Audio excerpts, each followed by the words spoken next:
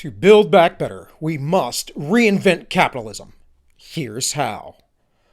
From the World Economic Forum, the pandemic has brought into focus many of the vulnerabilities in our system and institutions, but it also offers us a chance to shape a more resilient and sustainable world. Here's how businesses and policymakers can start building the green and inclusive future we need. Thanks to the ongoing pandemic, the world is off balance, and it will remain so for years to come. Far from settling into the new normal, we should expect a coof domino effect triggering further disruptions, positive as well as negative, over the decade ahead. The wave of civil unrest that spread across America and beyond recently may be one example.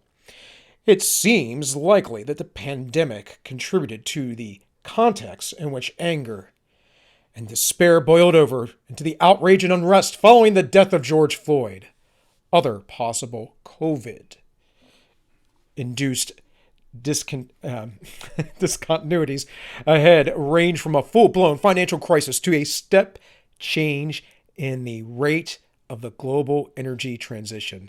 Some analysts now reckon that fossil fuel demand may have peaked in 2019 for good. The virus has highlighted many vulnerabilities within businesses, supply chains, economies, health systems, and political institutions that will need to be addressed in a post-crisis world. It is understood that the interconnectedness of our natural, social, and economic systems and provide a stark reminder of the scale of systemic risk that can build up when we allow weakness and negative impacts to accumulate over time.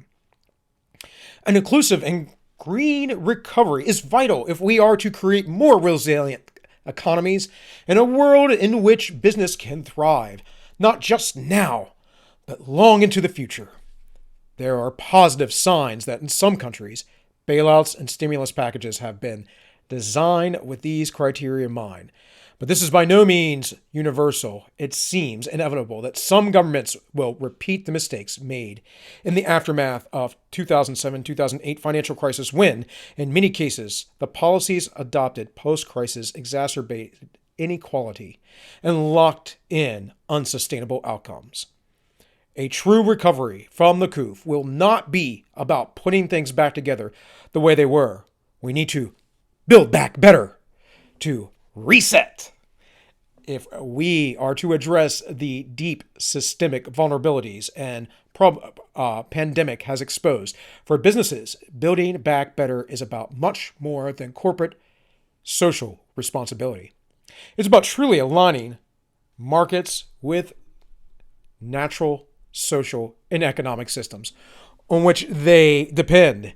It is about building real resilience, driving equitable and sustainable growth, and reinventing capitalism itself. Welcome, folks. This is All Minus One. My name is Bill. Please hit that like, share, hit that like button, share, subscribe. You know the thing.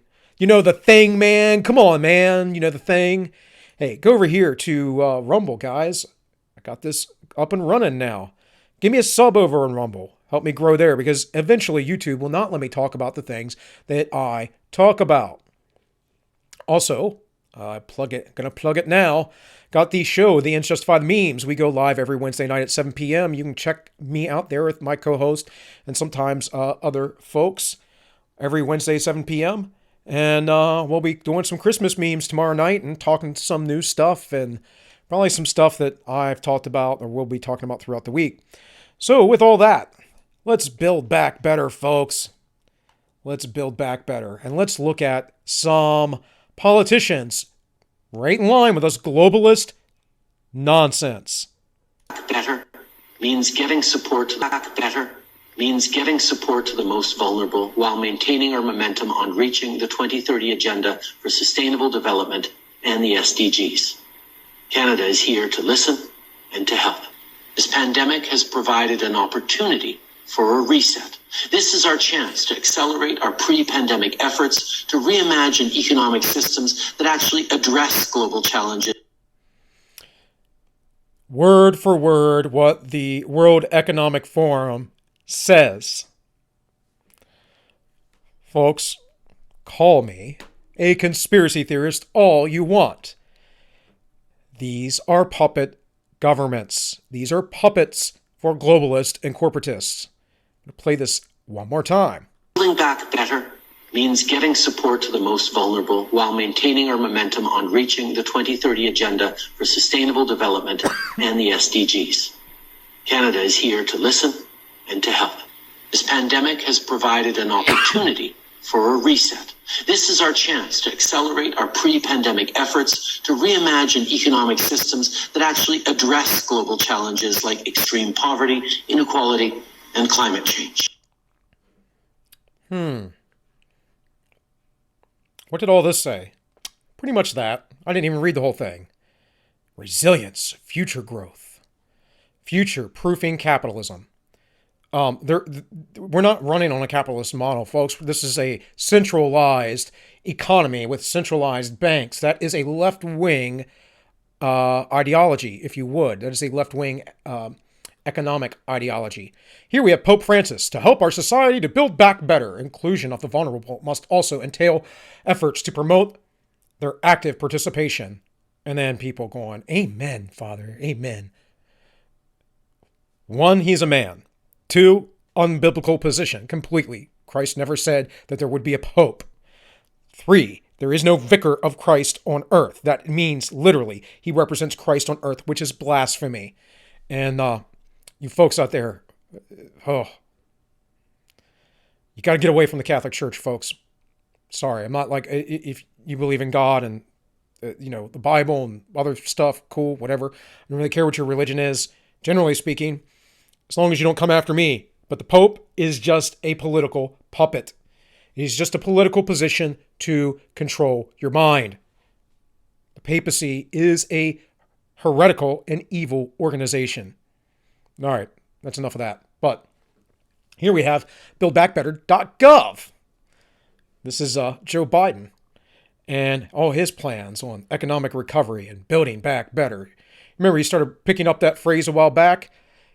You do a little Google search real quick and buildbackbetter.gov. About the transition. Joe Biden, Build Back Better. Build Back Better for American workers. Guys, this is all the World Economic Forum. How can Biden fulfill his Build Back Better agenda? Man. Building Back Better. An action plan for the media, entertainment, and cultural industry. So this is the World Economic Forum basically saying, hey, you guys in the media and in Hollywood, you need to get on board. And if I Google search Build Back Better, World Economic Forum, this is the result that I got. So we have over 100 million results. And we go down here, there's article after article after article from the World Economic Forum saying build back better. And then here, unicef.org. It's a whole PDF. Reimagine our future. Build back better. But I'm just a crazy conspiracy theorist. Here, we have Boris Johnson. Build back better. And then this idiot in The Guardian. Build back better. Johnson's government has no interest in tackling inequality. I sure showed him. No, you didn't show him anything. You're just part of the scheme. You're part of the whole thing. You're just saying that, Johnson doesn't believe it. Ooh, he's an evil Nazi. The slogan beloved by politicians from Bill Clinton to Boris Johnson is all too often a cover for crony capitalism. Okay, crony capitalism does not exist. It's a made-up term by leftists. Capitalism simply means that you own something. The first thing that you own is yourself. The second thing that you own is your labor. You, every single one of you, are capitalist by nature. This isn't crony capitalism. It is corporatism or soft fascism, as Ron Paul would put it. Also, you could say that, hey, it's a little, the commie stuff. I covered that a few weeks back about the 10 planks of communism and how that it is pretty much implemented today in all of our supposedly free societies. Or they use the word mixed economies. There's no such thing, guys. It's either centralized or it's decentralized. And we are in a centralized economy in the United States and throughout the world. And if you want a decentralized economy and a decentralized currency, you know what happens? The United States will bomb you and destroy your nation. It's true. Happened to Libya. So here, this is from the Federal Reserve Bank. This is all part of Building Back Better, folks.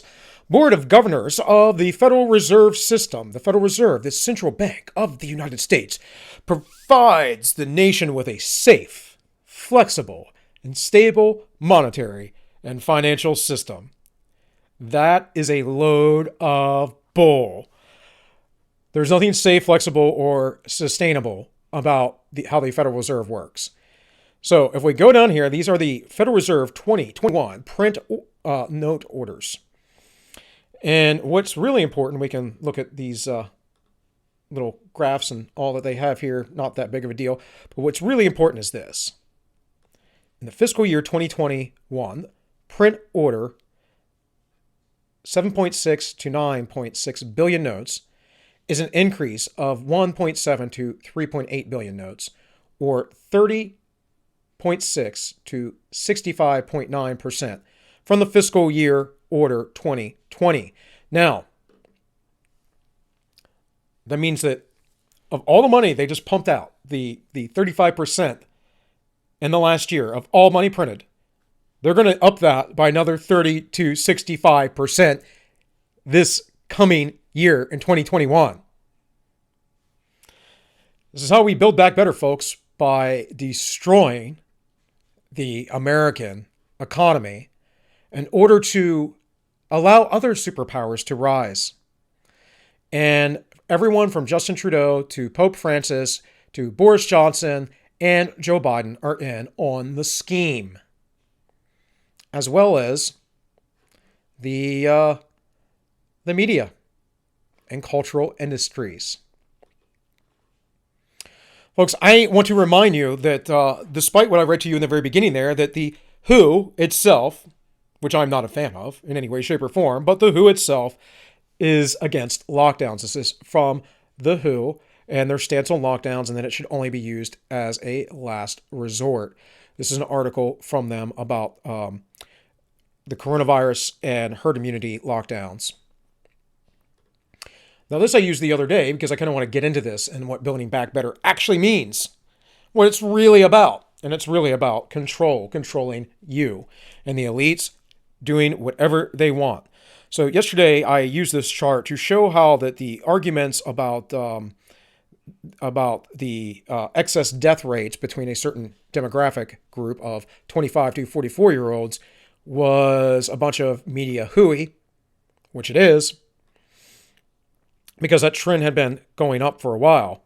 But what's important to note here is the dates, say from 1950 to 2102. This is a projection from the UN. They literally believe this is going to be the rate of death as time comes. That it dropped and has never exceeded this rate all the way back in the 1950s. And all of a sudden, it's going to rise again. Why do they say this? Because they believe that, global warming or something's going to happen. I don't know. Let's see in real time here if we can take this back. Yeah, I won't go back past the 1950s. But again, so this is 2050. They expect there to be a huge amount of death and suffering. I wonder why. Is it because of anthropogenic global warming? Climate change, as they call it? No, I don't think so.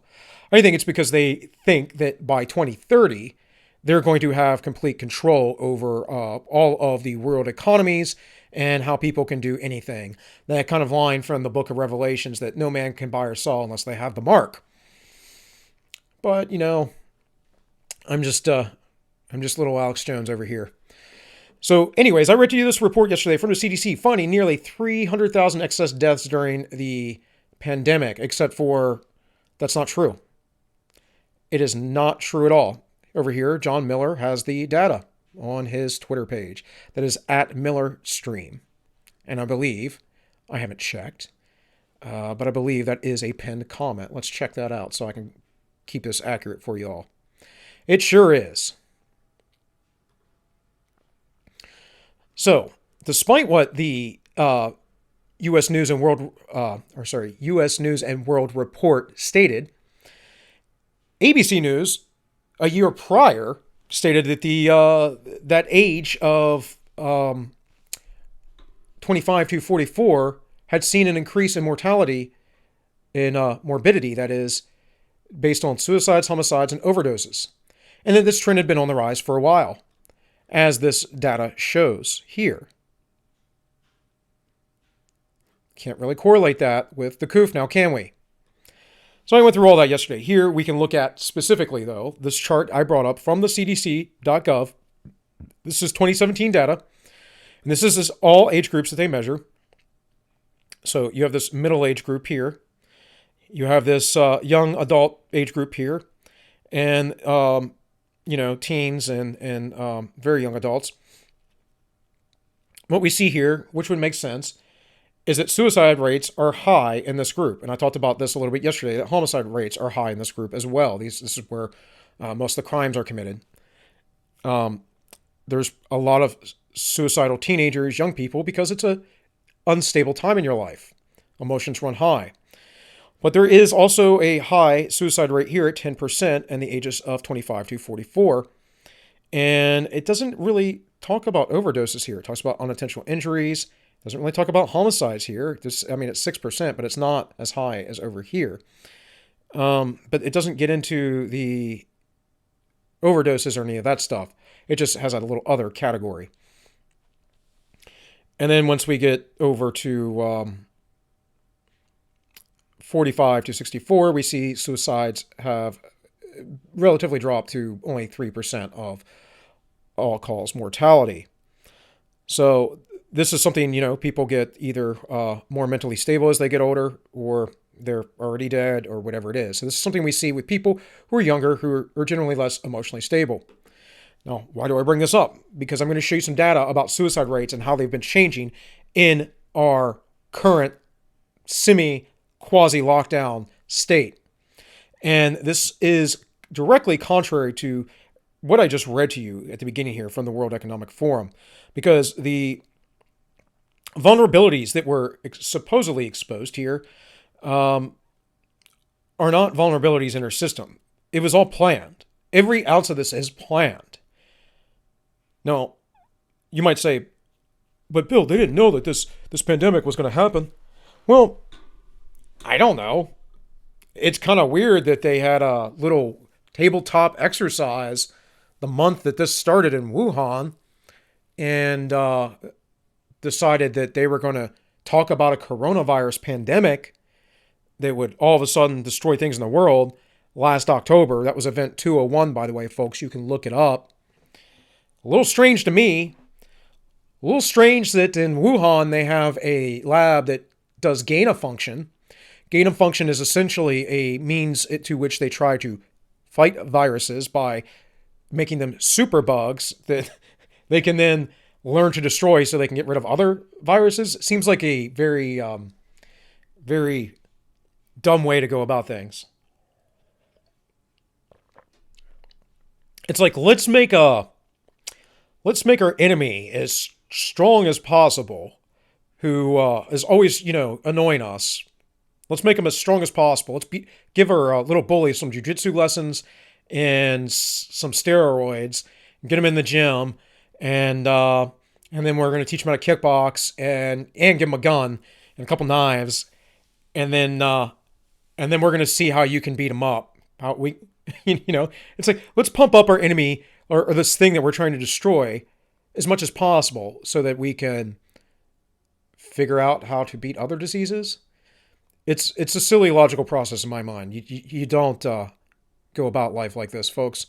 You don't make things that are dangerous more dangerous in order to stop less dangerous things. Anyways, I digress. They talk about how all this stuff is, of course, the coof's fault, and it's not, and they know it's not. And it's the same reason why they keep saying, Charles Schwab has said specifically, this is it. This is an opportunity. I've shown you these articles before. Of course, you can Google them yourself. But here again, just so you know, the Washington Post put an article. There's something terribly wrong, and Americans are dying at a younger, alarming rate. That came out last year. So what we're going to do now, we're going to just use the coof as an excuse for all of this stuff. What do we have? Overdose deaths accelerated during the coof. Amazing. Over 81,000 drug overdose deaths occurred in the United States in 12 months. Well, the other articles that I had up here before were trying to say, oh, no, that didn't happen. This had to be because of the coof. No. It's because people are feeling desperate and in despair because their life is being destroyed. We are social creatures. We need to go about our business. And I get it. I preach about, having strength, mental strength, endurance, and all this stuff, and that we need to be a stronger society. Regardless of all of that, and I still hold by that, people have a breaking point. Everyone has a breaking point. No one is unbreakable. I guarantee you I can break you. There's all kinds of stuff that you can do to mentally destroy folks. You just have to have the will to do it. And our leaders, our supposed leaders, our oligarchs, our plutocrats, they have the will to do so. And most of the people don't have the will to resist. So this is the actual CDC study. This was in Breitbart. I had a local news source, took it down though, because I covered all of this yesterday. What I want to talk about, more importantly, is suicide, because this rate is seemingly going up. So this is worldpopulationreview.com, and this is suicide rates per state. So we can go to any state, and as I click over it, it will take me to the numbers. So in Maine, the rate is 18.9, total suicides 274. In Massachusetts, 9.8, 686. And you might say, well, how are they so different? Well, population density, folks. The population's different. But we can just go around. We can see all this stuff. Virginia has a 13.4 rate. West Virginia has a 21.1 rate. And West Virginia has a lot of poverty, folks. A lot of poverty. It's probably why. It's also why it had a lot of overdose deaths. So we can look through all this stuff. And it says the Centers for Disease Control and Prevention, or the CDC for short, compiled extensive data on the suicide rates of each state in the U.S. The University of Washington also put together their findings on the rates of depression in people nationwide. And after categorizing the response by state, the Institution for Health Metrics and Evaluation reported the desperation rate in each state per 100,000 people. We will show you individual lists and display of suicide rates and numbers and deaths by suicides, the depression rate of people in the U.S. in 2017. So again, this is what happens. This was released in 2020, or for 2020, but it's based on 2017 data because this is how we do things. We go backwards, right? And here we have this chart. We can see where the average is at, and we can see the rest of where everyone else at. And these points correlate to a state. Hopefully you all can see this. I can only make things so big without them getting distorted. So, New York at 8.1, and then it's organized by least to greatest. And the reason for this is, who knows? Could be a great deal of things. But generally speaking, people get desperate and willing to kill themselves when they feel like there is nothing to live for. There is no motivation or driving factors in their lives. And right now, the way the coof looks to a lot of people is exactly that. They're losing their businesses, things that they have worked on their entire lives. And if you're somebody in the know, like me, and you understand that the Federal Reserve is doing very, very dubious things. I mean, I've known about the Federal Reserve's dubious things for 15 years or more now, but just saying. And you are aware of all of the Build Back Better talk and Biden using this as his, slogan. You are going to get very concerned. Maybe you think your politicians don't care about you. Doesn't seem that they do, considering the stimulus they just gave, a whopping $600 while they gave a ton of foreign aid to nations that really don't need our foreign aid. So this is New Wave 3 News. This is an NBC affiliate. Study reveals increase in suicide rates. This was just released on December 3rd, 2020. Well, there we go. It says in Louisville, Kentucky, Wave. Mental health issues are rising among adults during the pandemic. A local family therapist said it's leading to more suicides in nearly all age groups. A CDC report shows more than 40% of U.S. adults say that they have had at least one mental health event, and a percentage of that is leading to suicide. Again, none of your leaders care. Joe Biden talks about being inclusive and building back better. We got to heal the nation. We got to heal the country. Through what? Authoritarianism? By giving money to foreign nations that is just going to accelerate the collapse of the U.S. dollar? Not quite getting it, man. It says Monday, government statistics in Japan reported that more people died from suicide in October than from the coof in all of 2020. The majority were women. During late June, 40% of U.S. adults reported struggling with mental health and substance abuse. To the CDC, 31% reported anxiety and depression symptoms. 13% stated an increased substance abuse. I mean, I've been there. I've been drinking a lot more since we've been locked down. I enjoy my beer, but yeah, it's like can't do much. Stuck in the house a lot. Can't go anywhere. I mean, I can go places, but it's you can't go anywhere without a mask. Technically, even though it's just an edict, it isn't an actual law. It says 26% reported trauma or stress-related disorder symptoms, and 11% say they seriously considered suicide.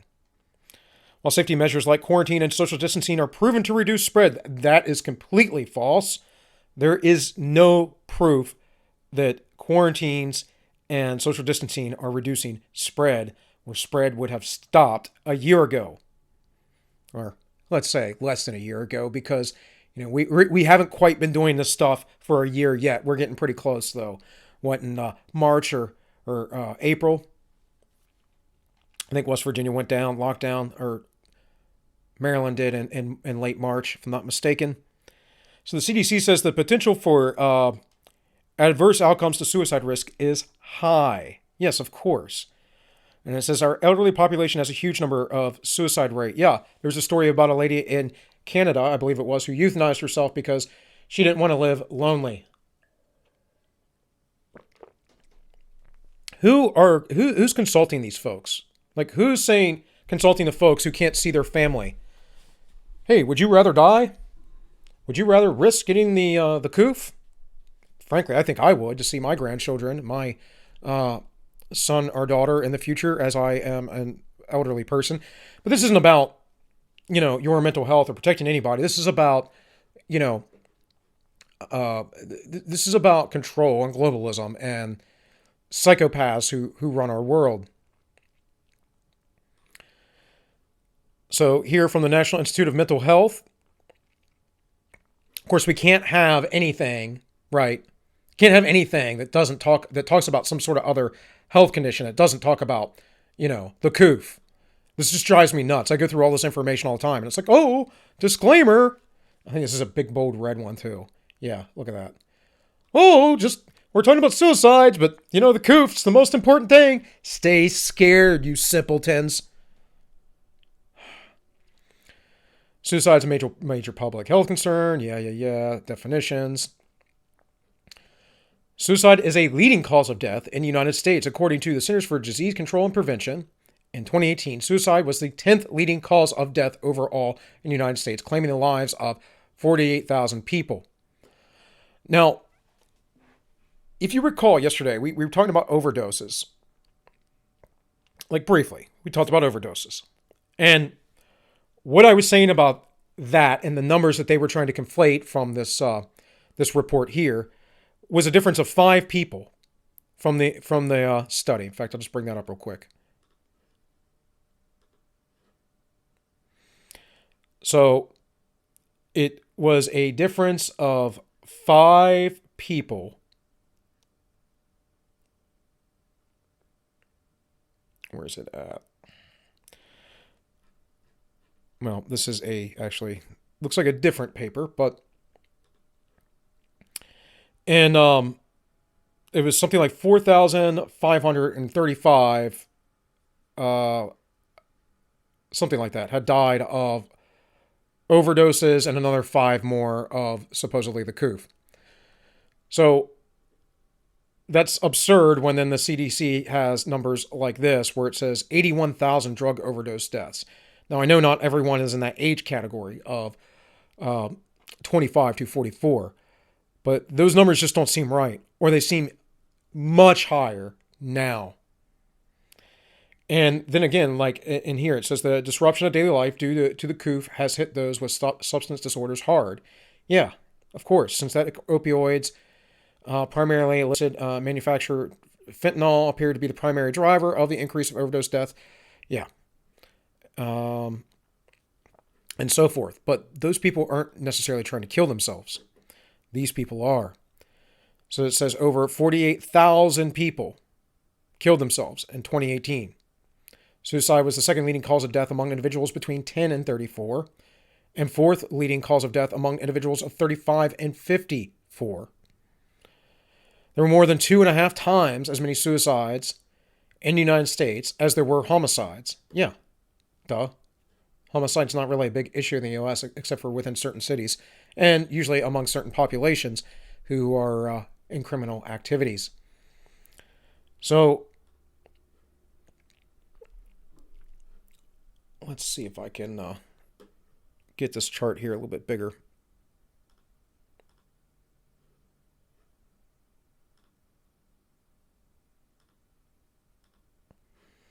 Well, that's the best I'm going to be able to do, folks. So we have age groups and then the actual numbers. So this says there were 8,000 between 25 and 34, and 35 through 44 is another 7,000. So I don't know how the coof deaths and the 4,000s outpaced, as said article would suggest, how that outpaced the suicide rates, well, the suicide rates are going up. And then here you have these older folks. This happens a lot with folks who are going into their late 50s.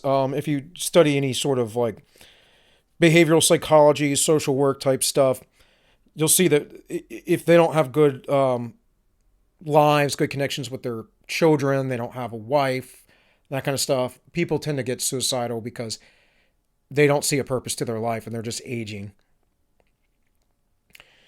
And then as far as people's within their aging, obviously the numbers of disease goes up, so people die of other things, but there's still a high number of people in their 50s through their 60s who are suicidal. And again, I think that this is quite tragic. Why would we be talking about inclusive societies and all this other stuff when we're willing to absolutely destroy all these folks' lives? Wait a minute. I know why. Because these folks don't care about you. They only care about their agendas. And they care about the earth. Mother Earth, she's so precious. We have to destroy all these people. If these people don't die off, then Mother Earth will be completely destroyed and no one will ever be able to live. The species will become extinct. It's sick. Because instead of trying to actually help the world by, using technology and saying, hey, here's some choice of things, what they're really doing is they're saying, no, you don't get to live, not you. We do, and we get to tell you how to live. And that's not good, folks. It's not good at all. So CDC director compares rate of suicide to coof deaths. This was July 28th, 2020. So it says, for the Centers of Disease Control, Robert Redfield said that in a Bucks Institute webinar that suicides and drug overdoses have surpassed the rate for coof among high school students. Yeah, because high school students really don't die from the coof. It happens, but it's exceedingly rare. But there has been another cost that we've seen, particularly in high schools, Redfield said. We are seeing, sadly, for far greater suicides than we are deaths from COVID. We are seeing far greater deaths from drug overdoses that are above excess that we have had as background than we are seeing the deaths from the coof. So this is why I keep coming back for the overall social being of individuals, and let's all work together and find out how we can find common grounds and get these schools open in a way that people are comfortable and safe. Well, everyone should be comfortable and safe. And of course, this is the rough deaths, according to CDC data. No. 6% of that's the number. The rest of that were excess deaths that didn't exist, as John Miller's data shows from the CDC and others. And like I said, I covered that yesterday. So you can go back and watch the video I did before this one if you haven't seen it yet. It says, most recently publicized federal data records 48,000 deaths from suicide and at least 1.4 million attempts in 2018. And 2019, almost 71,000 people died from drug overdoses. So that's up by 10,000, of course, this year.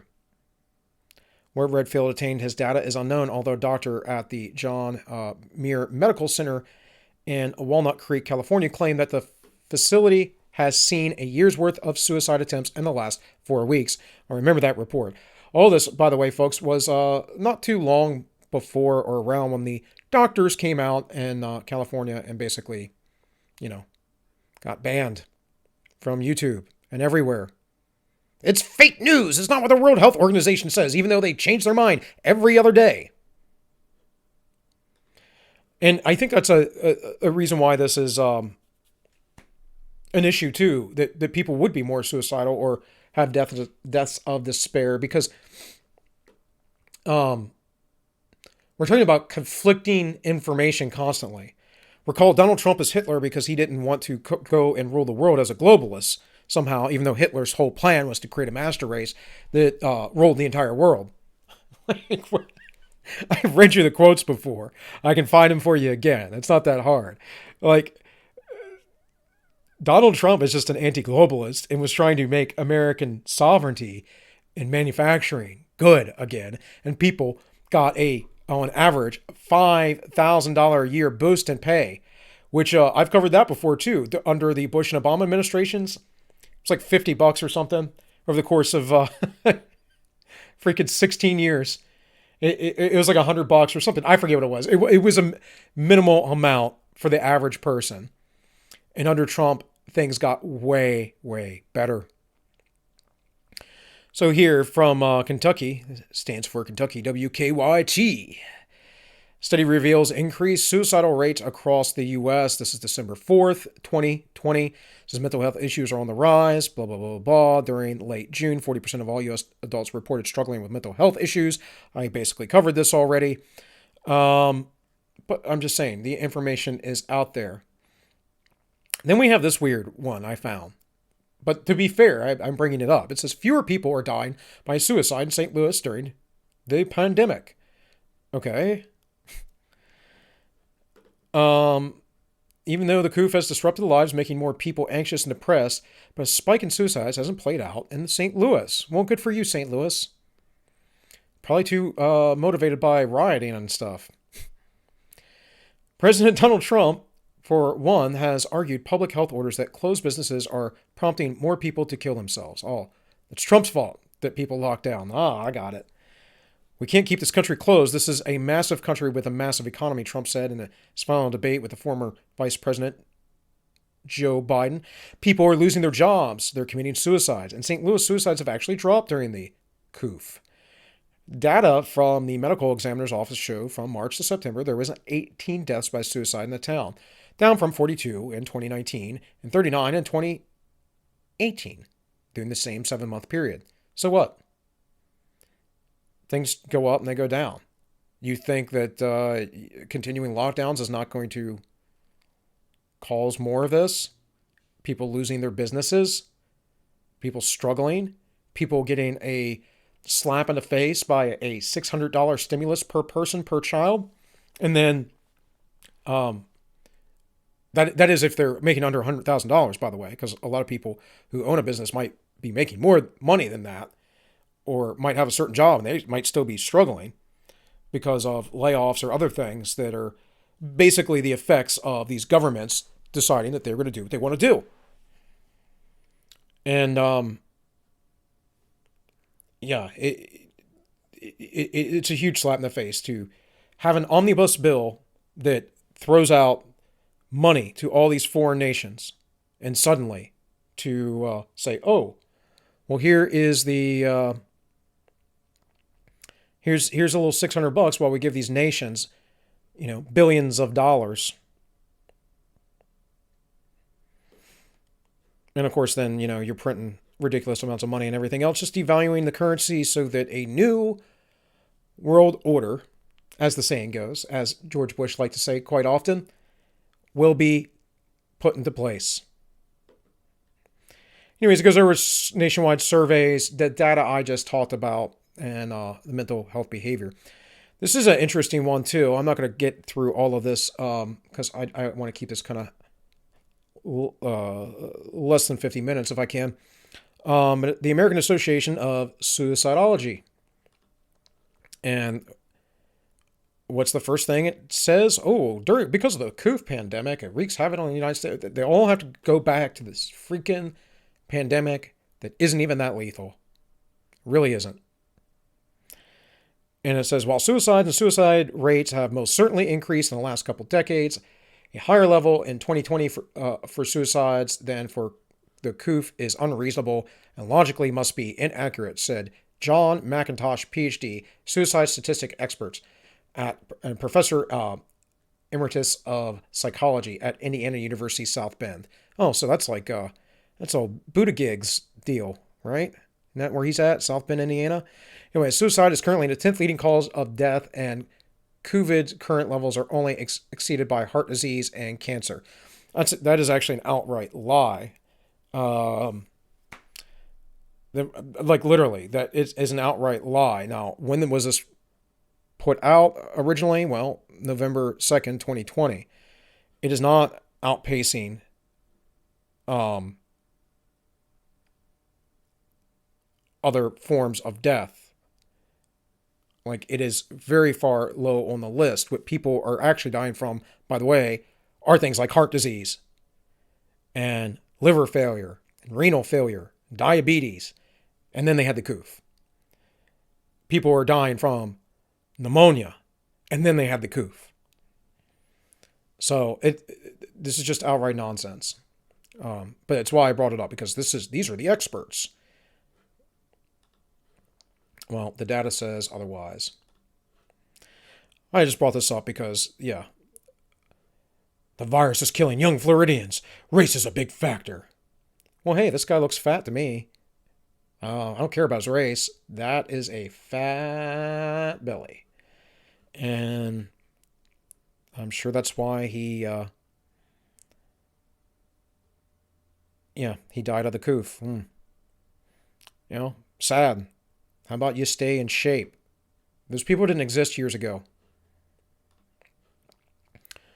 So, Herman Castro, a 32-year-old manager of a McDonald's in Central Florida, died 2 days ago. He's a manager at McDonald's. Remember that. Those people are actually, they make pretty good bank, folks. He is among the more than 100 adults aged 25 to 44 who died of the coof in Florida last month. Oh, no. Why? Because they opened up? Yeah, this is August 11th. More than 80% of the coof deaths in Florida are attributed to residents over the age of 65. 80%! But since a surge in deaths in July, the number of younger people dying is also increasing substantially. Well, how about you be in shape? So these are the younger people which is a slim margin. The older people, I go through this all the time. Throughout the pandemic, Governor Ron DeSantis of Florida has stressed that the state's coronavirus crisis is largely limited to the very old. Yeah, in fact, that's what it's been limited to largely everywhere. Well, one person died. Well, do I get in a car accident and die? Someone dies in a car accident, and I say, well, no one can drive. You know, it's one of the biggest causes of death in the United States are traffic accidents.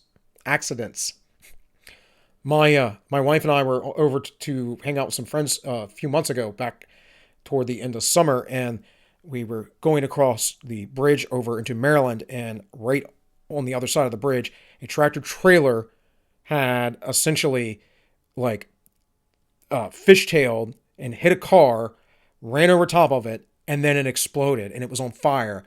And for 3 hours, they were putting it out. I'm not joking. Does that mean no one else can drive or do anything? But data reviewed by the New York Times show that that's changing. Deaths are greater in July for residents under 65 than those over 90. Yeah, because you got rid of all the 90-year-olds who were going to die of this thing. Let's use some logic here, folks.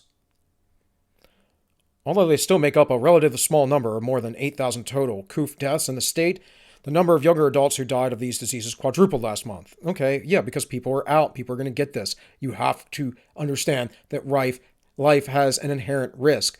Memento mori. Remember, you shall die. Suicidality and death by suicide among middle-aged adults in the United States. Now, this came up weird, but it is from the SAM, HSA.gov data, blah, blah, blah, blah, blah. And what I'm going to read for you here is on just a little side notes.